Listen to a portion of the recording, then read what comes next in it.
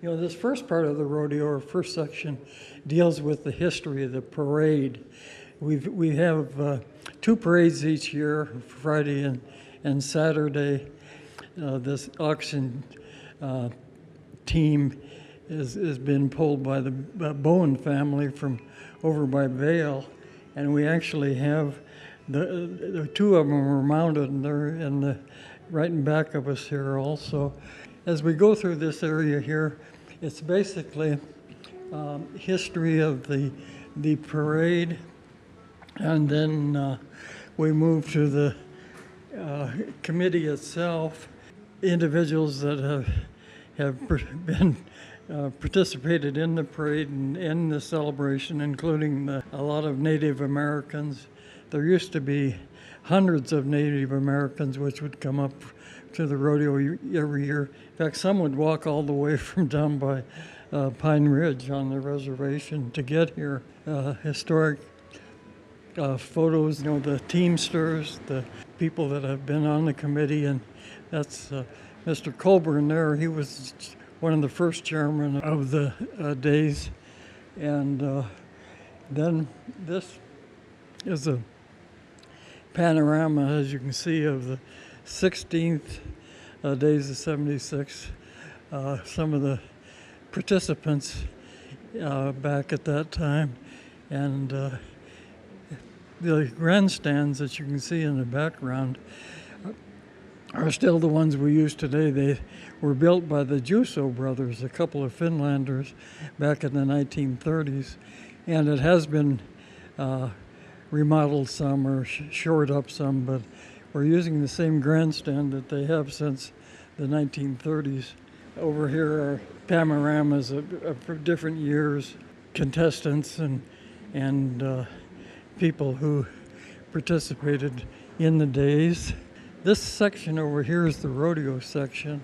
Right here is actually some items I put together to show, you know, what's used by cowboys and in the rodeo. This area here is, you know, to honor or shows the various families who've participated over the years, and there have been a number of families like myself who the children and grandchildren and so forth take part, as well as others, the Roberts family, the Ripkema family, the Straub family, Burns, a lot of people have put in a lot of time over the years, and it goes from one person on down to the other one in the family to take over, just like Jay and Jimmy have for myself. This year, we used to have chariot racing here in Deadwood. That's Art Nelson there. He was one of the best chariot racers, and we try and preserve most of the history that we can. For example, the rodeo, as part of the performance, includes the robbing of the Deadwood Stagecoach and the killing of Wild Bill Hickok. They're both reenacted during the rodeo performance itself. Yeah, this area of the museum is to honor and display items regarding the various cowboys and world champion cowboys that have competed here in Deadwood. This saddle right here is the one which all-around saddle Jay won at the Badlands Circuit Rodeo. Photos of all of the world champions who have competed in Deadwood, represented Deadwood and South Dakota. This saddle was won by Coy Thompson, whose father Ted is on the committee, and both of them have been involved. He won. This is the Pendleton Steer Roping Championship, which he won. It's one of the bigger, in fact, probably the biggest next to Cheyenne steer roping in the country, and it was won by Coy Thompson. And like I say, his father has been heavily involved in the rodeo. Yeah, this area here highlights the clowns and bullfighters and contract acts that have performed for Deadwood over the years. Dwayne Reichert is one of them, Jerry Olson, and other clowns that were some of the best, or were the best in the country at the time, that also worked Deadwood or performed in Deadwood. This is a copy of, every rodeo has a barrel man. This is a barrel that was donated to us, as well as this bowl here. This bowl belonged to Birch Brothers over by Gillette, and it got a little bit lame, so they donated that bowl to us. Yeah, this area, like I say, highlights or honors the various bullfighters and barrelmen who worked Deadwood over the years, and they all like to come to Deadwood. This area here displays the various events in rodeo, and has some photographs of cowboys in each of the events. The rough stock or bareback and bulls and saddle broncs on this side. This area here highlights the timed event cowboys, including the calf ropers, steer ropers, and bulldoggers or steer wrestlers, and barrel racers for the ladies. Bull riding photographs again, and for example, Donnie Gaze in these and some of the other top bull riders in the rodeo game. This area here mainly shows how the rodeo grounds have progressed over the years with the grandstands. Actually, all of these tents and teepees that you can see in these two photographs were used by the Native Americans who still have some participation in the rodeo, but certainly not like they used to. A photograph here of two well-known old committeemen, Eddie Ripkema and Lou Keene, who were very instrumental in putting on the rodeo in some of the earlier years. Yeah, this area here was meant to show just some of the things that go on at a rodeo. For example, these are the list of the contestants, and some of the things that go on back behind the chutes, as well as up here. This is the old gong they used to use at the end of the 8-second ride. That would tell the contestant that the 8 seconds is up, that he's made the ride. And again, these are some of over the years, some of the highlights of people who have both contested or worked at the Days of 76 and as announcers, pickup men, stock contractors, and everybody else who it takes to put on a rodeo. We're about to enter the Clowser collection area, but this the photograph here this is Dave Bald Eagle, who came to Deadwood every year for almost 100 years that we had it. He passed a few years ago, but he was a very influential Native American that helped put on the rodeo. And the person in the blue shirt and black hat is Don Clowser, who was a friend of Dave's and who collected, had an outstanding history collection, part of which you can see here. This is, part of the Don Clowser collection. Don owned a business in Deadwood, a trading post in Deadwood. There's a photo of it here somewhere.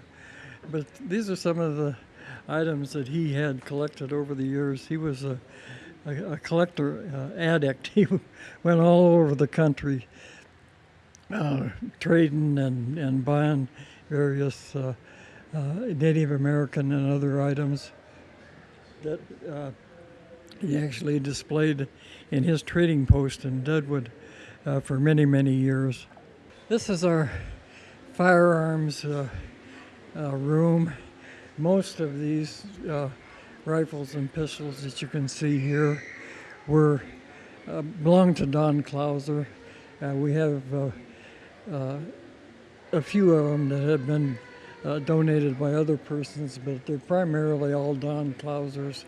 And this is one of the outstanding rifle collections in this area also that Don had and that we acquired and display here now. This is one of the stagecoaches that we own and display. This one does not actually go up the street every year in the parade, but it has been worked on. But it's a replica of the stages that used to come from Cheyenne or Sidney, Nebraska, from up north by Medora, from actually east from Pierre and Fort Pierre. These revolvers and pistols we just acquired from Lester Nielsen from Rapid City in the last few years. And all of these pistols are the ones that are used every year, both by horseback people in the parade and the opening ceremonies, the killing of Wild Bill Hickok and the robbing of the Deadwood stage. But Lester, a couple of years ago, donated these to Deadwood, but then he comes in during the days and takes them all out, and they're used in all these events and then brought back in here. And we sure are glad and we want to thank Lester for donating all of these pistols and revolvers. There's a lot of history in them too. Okay, this is the room or the area where the over 50 horse-drawn vehicles that we talked about earlier are housed, and most of them do go up the street during the two parades during the days of '76. And we have a whole array of different kinds of wagons and stages. And for example, this one right over here, this first one actually was a wagon that would be used for hauling goods and that sort of thing, like we can see over here. But it was mainly for hauling groceries and that sort of thing. And then this would be one of the covered wagons. These are some of the old fire hose carts, and that were used back in the old days. And they go up the street. In fact, there used to be a guy that would hang on to these and go round and round up the street. This is an old fire wagon. It was used for years and years, and I'm not sure just how we acquired it, but it's I think one of the few that you can see anywhere in this area. And over on this side are some of the more fancy wagons that people would use to go to various events and so forth. This is a chuck wagon, of course, and it's one of the bigger ones that I've seen, but it was used for the cook and would furnish all the meals for all of the people that were on the trail.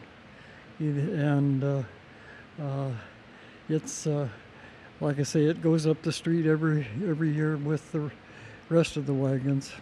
We have several hearses that are in very good condition and so forth.